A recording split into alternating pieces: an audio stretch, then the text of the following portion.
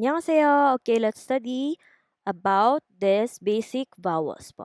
Okay, pag-aaralan natin yung sound po ng basic vowels kasi ito po yung paraan para po matutunan po natin ang mga sound po niya. Kasi ang Korean alphabet or yung Hangul is ibang-iba po sa ating ginagamit na alpabeto, which is yung English alphabet.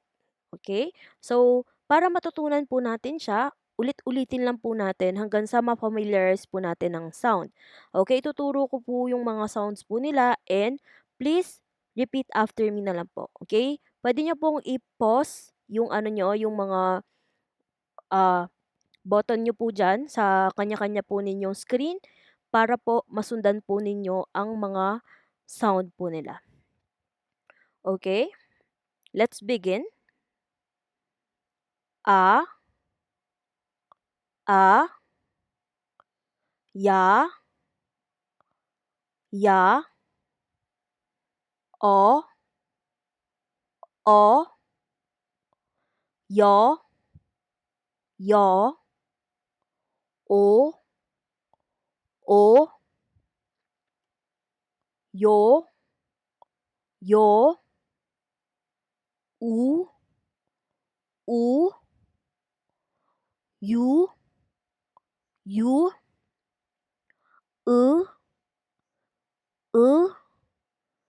i, i. Okay, ulit po natin. A,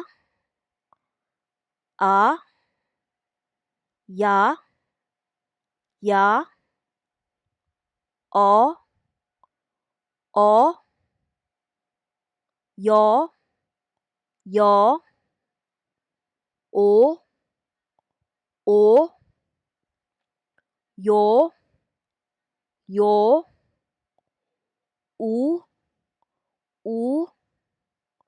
yu, yu, e, i, i.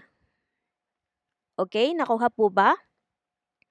Yan, puwede rin naman natin siyang kantahin kaso nga lang medyo bitin siya like, ya, o, yo, o, yo, u, yu, i.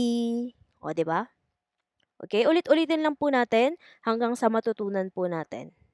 Okay, kasi sobrang importante po, ito ang magsisilbing ating foundation sa pag-aaral ng Korean. Okay? Please follow for more.